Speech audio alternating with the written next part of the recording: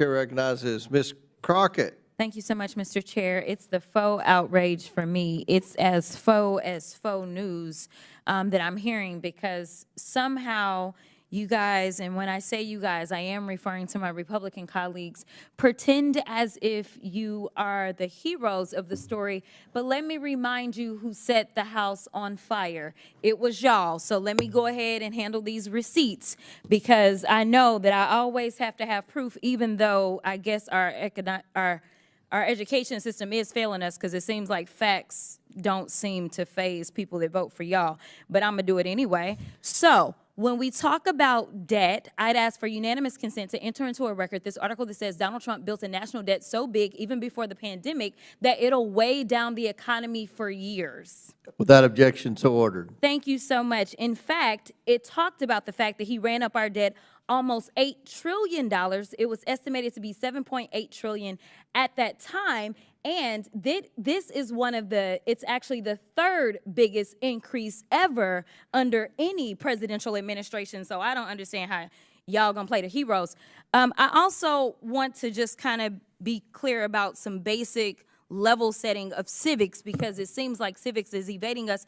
And listen, Governor, I actually appreciate you. I know that in today's times, for whatever reason, if you got a D or an R in front of your name, it has to be all hostile.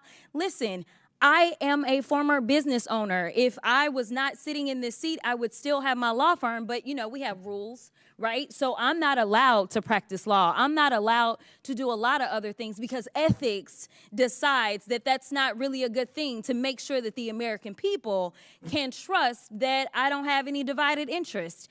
In fact, we do that for people that run our Treasury typically. So I'm curious to know if you have an elected treasurer in your state. And you do, actually. We do. I know you do, because I looked him up. And I'm curious to know. So it's my guess that he's the one that actually controls all of the Treasury systems that you have, correct? Some of the investments. He controls some of the investments, but also monies that need to be disseminated by the state, that's done by him, correct? Department of Management and the Treasurer's Office. Okay, in the Treasurer's Office. Two separate agencies. Okay, but you have an agency that does that, correct? Yes. Okay, and as you are having this agency do that, these are people that have some sort of ethics that they have to follow, I'm sure. I'm going out on a limb, because I don't know how anything works in Iowa. I'm just being honest with you. Yes. Okay. Here is the deal. I want the American people to understand that Democrats are not against efficiency. In fact, the last time that this country actually ran to the extent that there was a balanced budget and actually there was a surplus, it was a Democrat in the White House. His name was President Clinton. So we are not against this. What we are against is this idea that we will evade the Constitution, or we will evade our own constitutional, in fact, it's not even an invasion. At this point, it feels as if y'all have just decided that y'all are going to castrate your constitutional duty and hand it over to someone who is unelected. It doesn't matter how many cheerleaders he had on the fields campaigning for him. That doesn't mean that he gets to go in and sit atop any of our agencies. And the fact that we had a vote today and we asked to bring him in because we have a constitutional duty, we all took our oath, and maybe some of y'all just don't take it seriously. But I take it seriously when I take an oath to do a job,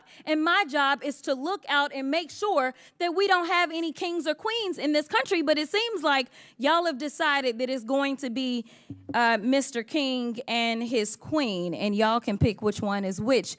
But either way, I want to also talk about, Governor, I'm curious to know if you know the answers to these questions. Which party controls the White House? Republican. Which party controls the Senate? Republican. Which party controls the House? Republican. Is that about what the makeup is in Iowa? Yes. And that has allowed you to be able to get your agenda across, correct?